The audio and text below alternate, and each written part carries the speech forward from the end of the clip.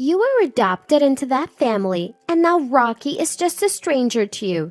After you get married, please don't involve yourself with us as a couple. Since you're a stranger, you're not invited to the wedding. I lost my parents when I was young and have lived separately from my brother, Rocky. When I heard that Rocky was getting married, I was overjoyed. But then his fiancée Cameron said something outrageous. Little did she know, it would later cause her a great deal of trouble. I'm Samantha, a 33-year-old office worker. My parents passed away in a traffic accident when I was just 8 years old. At the time, my 5-year-old brother Rocky and I were initially taken in by our paternal grandparents. Our grandparents tried their best to raise us, but caring for 2 children was a tough task. It must have been difficult for them, especially after they had retired, to continue raising 2 kids. 3 years later, I was alone taken in by my Uncle Leighton and Aunt Ashley, becoming their adopted child. It was sad to be separated from Rocky, but it didn't mean we would never see each other. I was nervous about moving to a new home just as I had gotten used to living with my grandparents. However, Leighton and Ashley welcomed me as their own child. Let's gradually become a real family. For us, Samantha is already our daughter. It might be hard at first, but let's try to be open and talk about anything. I remember feeling deeply reassured by his words. I learned much later that Leighton and Ashley, unable to have children, had decided to adopt me after much discussion. Their home was a bit far from my grandparents, but a 30-minute bus ride was all it took, and I thought soon I could visit Rocky on my own. And so my life as Leighton and Ashley's daughter began. Being a biological parent and having a parental relationship aren't the same. At least, that's what I believe. One doesn't have to give birth to be a mother. A parent-child relationship can develop over time, through shared experiences and mutual affection. I learned this firsthand living with Leighton and Ashley. Though there is no blood relation between Leighton, Ashley, and me, we are undoubtedly parent and daughter, a family. I only shared this with close friends, and they were often surprised to hear we weren't biologically related. Some even praised me for growing up well despite my circumstances. But it was all due to Leighton and Ashley's love and patience. Initially, I couldn't fully open up to them, was sometimes willful, and even had a rebellious phase in hindsight. I'm truly grateful to them for accepting and facing these challenges with me. And now I wholeheartedly think of Leighton and Ashley as my parents. As an adult, I wanted to give back to them, even if just a little. So I joined Leighton's company, worked hard, and now serve as a supervisor. Rocky and I kept in touch regularly. Once we both had mobile phones, we exchanged messages and calls directly, and I sometimes visited him. However, our meetings dwindled after high school, and my messages were often met with brief replies. It seemed normal for siblings of the opposite sex to drift apart as they grew older. But like me, Rocky grew up well and remained kind-hearted under our grandparents' care. Though he must have felt lonely at times without parents, he never caused me much worry. Eventually, Rocky graduated from college and joined a renowned company, a source of great pride for our grandparents and me as his sister. Then, this year, when he turned 30, he surprisingly reached out first, wanting to introduce me to the woman he was going to marry. While I was happy for him, I also felt a bit upstaged. I regretted that our grandparents weren't around to share the joy. They would have been delighted. A few days later, Rocky brought his fiancée to meet Leighton, Ashley, and meet me at our home. Samantha, Leighton, Ashley, let me introduce you to Cameron, my fiancé, he said. Having lost our parents at a young age and then separated, our journey had been a challenging one. Seeing Rocky so happy and smiling, I couldn't help but feel like a mother to him. It amazed me that Rocky, once a small and cute little brother, was now introducing Cameron to us. This is my sister, Samantha. Thank you for coming today. I smiled at Cameron as I was introduced. Rocky, I'm so happy to see you after such a long time. You've become such a respectable man. Congratulations on your engagement. I'm so happy to meet you, Cameron. Thank you for coming. Leighton and Ashley also smiled and spoke to the couple. No, it's natural to attend a family meeting. I wanted to talk with Samantha too, she replied with a clear, smiling face. I had imagined her to be a quiet lady since she's the daughter of a business partner, but she seemed very composed. Rocky is a gentle, easygoing type, so maybe he matches well with a woman like her. She looked straight at me with determined eyes. That day, we introduced ourselves to each other and had a casual conversation with Leighton and Ashley over some cake. Samantha, are you single? Any plans for marriage? You're adopted by this family, aren't you? Don't you live alone? She asked various questions, seeming to investigate, but I felt she was trying to get to know me, her future sister-in-law. I was pleased when she wanted to exchange contact information when leaving. Later, she contacted me to meet at a cafe, and I felt ticklish, thinking this is what it's like to have a sister. However, my lighthearted mood was about to be abruptly overturned. As we started drinking coffee face-to-face, Cameron began, I wanted to talk with Samantha alone today. Sure, thank you. It's just us girls here, so if you have any complaints about Rocky or anything hard to say, feel free to tell me. That's not what I want to talk about. Did she just sigh? I felt something off in the atmosphere and looked up, meeting her steady gaze. There's something I want you to promise before we get married. What could it be? The mention of a promise made me a little nervous, especially since her gaze was so intense. Samantha, you're an adopted child of that couple and single, right? Yes, that's right. I was surprised by her sudden question, but answered. Rocky is now a stranger to you, right? After getting married, please don't involve yourself with us. What? I was so shocked that I let out a foolish sound. We won't invite you to the wedding since you're a stranger. What? Wait, just a minute. What is she saying? Well, legally, Rocky and I might be strangers, but we are real siblings. I don't intend to interfere with your married life, but I do want to attend the wedding and celebrate. I've heard there's no family without issues between a daughter-in-law and mother-in-law or sister-in-law. Maybe she's making sure with me, her future sister-in-law, first to avoid any trouble. But I have no intention of interfering with Rocky and Cameron's life. I gently reassured her that she didn't need to worry so much, but she didn't seem to understand my words and said, Don't misunderstand, I'm saying you're a stranger. Family but strangers. I couldn't comprehend what she was saying and tilted my head.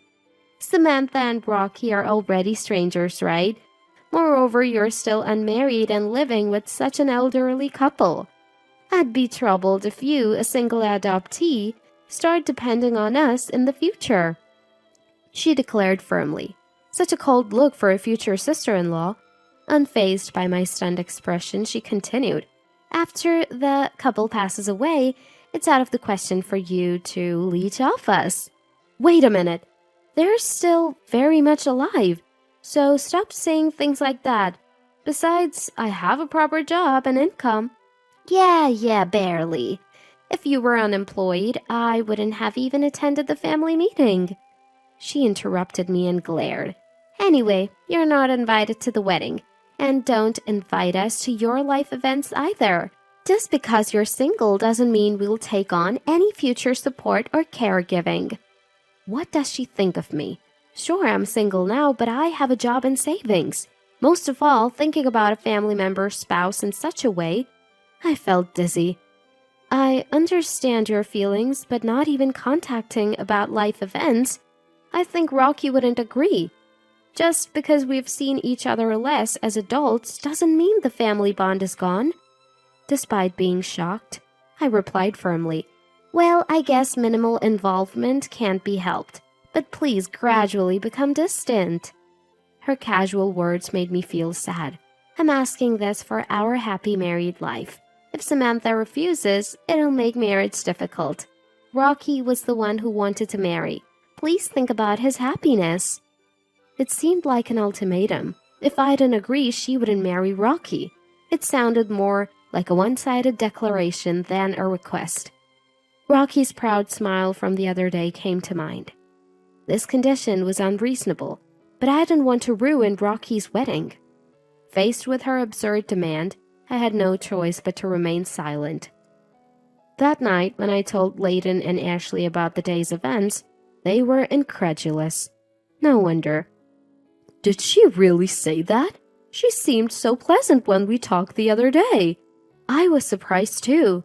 I thought she just didn't want a sister-in-law meddling, but she flat out said we're strangers, and there was nothing I could do.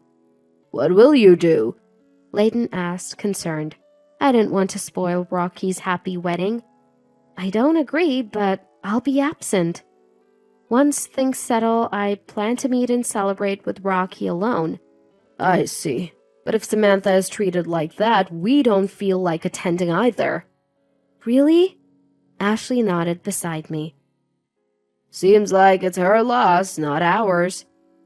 Huh? I looked puzzled, and Layton smiled and nodded slightly. Then, on the wedding day, the sky was clear and blue. I should have been there to witness Rocky's happiest moment, but it couldn't be helped. Then my mobile phone rang. The screen read, Cameron. I felt no obligation to answer. The call stopped, then rang again repeatedly. Ignoring it, the phone rang over and over. On her wedding day, how could she have the time to call so much? So annoying, I muttered, and Layton and Ashley chuckled, guessing who was calling. I put it on silent mode, but now it vibrated repeatedly. I wondered what face she made, having declared me a stranger. Eventually the phone quieted down, but my call log was filled with Cameron's name, almost like a stalker. I found it funny. There were several voicemail messages, but I had no desire to listen. That afternoon, while enjoying snacks with Layton and Ashley, the doorbell rang insistently. When I went to the door, Cameron barged in furiously. Why didn't you answer the phone? Do you know how many times I called? Isn't it your wedding day? What do you want at a stranger's house? Your absence ruined the wedding. Really? I smiled back, full of ease. So you're saying I'd made Layton and Ashley not attend too? I didn't do anything. I just didn't go to the wedding as you told me. Really? That's right, isn't it? You're the one who told me, who wanted to attend Rocky's important wedding, that I couldn't come because I'm a stranger. Why should I answer a call from a stranger? Don't use such twisted logic. What brings you here then? Well, because Layton is the branch president of the Electrical Industry Association, right? Someone mentioned his absence at the wedding. Cameron! Suddenly, Rocky burst in. Rocky? I'm sorry, Layton. Ashley, I left without stopping her, thinking she'd be here. Samantha, I'm sorry too. I didn't know anything. What happened? I was told by Cameron that Samantha wouldn't attend. She said she had to meet her boyfriend's parents on this day and couldn't tell me. I thought it couldn't be helped. Huh. Quite a convincing lie she had prepared as a reason for me not attending Rocky's wedding. I'm almost impressed. Then today, when attendees learned Layton was absent, they asked why the chief guest was missing. Someone close to Layton said because Samantha refused attendance, the branch president also did not attend. Moreover, Samantha is the groom's real sister. What does this mean? Cameron's parents were shocked. We didn't know about this, they said. Then it all spiraled into a big commotion with relatives and the other guests. I guess the wedding turned into chaos, whether it was expected or not. Cameron, who had been listening to Rocky with clenched lips, glared at me again. It's your fault. I was criticized as cruel and inhuman. If only you had answered the phone and come to the wedding, you heartless person. Who's the heartless one, I wonder? Layton, who had been quietly observing, stood up and spoke. I decided not to attend on my own. Samantha actually wanted to attend for Rocky's sake. Really? I'm a business owner and currently serve as the branch president of the Electrical Industry Association. I have relationships with Rocky's major manufacturer and your father's parts factory, but you've ruined this connection. Such discourtesy will become known, and it'll not only affect your position, but also your father's company. Oh! By the way, Samantha is now a chief officer in our company. She's studying technology and management every day and is indispensable. She's been the secretary of the Electrical Industry Association for 2 years now, so she has a considerable network in the industry. What? Cameron, who had looked down on me as a single poor nuisance, was shocked. Indeed, these siblings lost their real parents when they were young. It's a sad story, sadder than we can imagine. Leighton continued in a calm, dignified voice. But Samantha has bravely forged ahead in life. You, who judged her unilaterally as an adoptee and single, are far more than foolish. Cameron had no comeback. She didn't have the words to argue with Leighton. She turned her anger back on me. This liar! If I knew this person was important and rich, I would have let you attend the wedding. Enough already, I said firmly to her, who still couldn't say anything but that. I tried to talk about my work, but you didn't listen, did you? Everyone introduced themselves on the day of the family meeting. You only remembered that I was single and an adoptee. You end up in such situations because you judge people only by their titles and appearances. I'm not here because I can't afford to live alone, but because I want to be with my parents, Leighton and Ashley. What? We're family. Now, stranger, please leave. Wait! If you don't mediate, I'll be the bad guy. Do something, sister. I'm not your sister. I'm a stranger. I smiled and corrected her. He's my cute little brother's fiancée, so you're like a sister. Stubborn, aren't you? Take responsibility for what you said. If you smooth things over, I'll take back what I said before. There's nothing I can do as a stranger. Wait, what? Then, goodbye. Wait, don't go like that! Come on, let's go. I still have a lot of questions for you. Cameron, still protesting, was forcibly taken away by Rocky.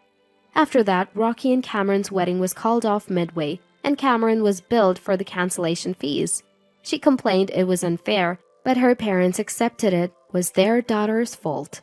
Her father's company, though she was a president's daughter, was just a small factory.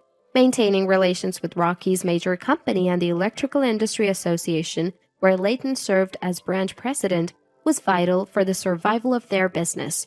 Now, due to her actions, her parents were busy apologizing. Of course, she was scolded severely for causing such a situation and wasn't even allowed to return home. She tried to stay with friends, but after the wedding fiasco, they distanced themselves and no one was willing to help. Rocky came to apologize for what happened. It turns out she only liked me because I work at a big company and have no parents, so I'm not a hassle. And treating Samantha like a nuisance, I hate that I couldn't see through her. We all cheered up the downcast Rocky together with Leighton and Ashley. It's good that the marriage certificate wasn't issued yet. She was pretty, and if she hid her true nature in front of you, it's no wonder you were deceived. Rocky is too kind. It's unfortunate about her, but you'll surely find someone who truly loves you. Really? Here, Rocky, your favorite sweets from that shop. Let's have some coffee. This incident seemed to have brought me closer to Rocky, whom I hadn't seen much since we became adults. I realized I had been neglecting to keep in touch with Rocky too. The reason for our reunion was his marriage announcement, so in that sense, I guess I should be thankful to her. Watching Rocky talk with Leighton and Ashley just like a real family, I thought about this. Friends, lovers, family. Maybe we tend to take those closest to us for granted and forget to care for them over time. I want to cherish and protect this happiness, taking care of the important people in my life. Are your loved ones doing well?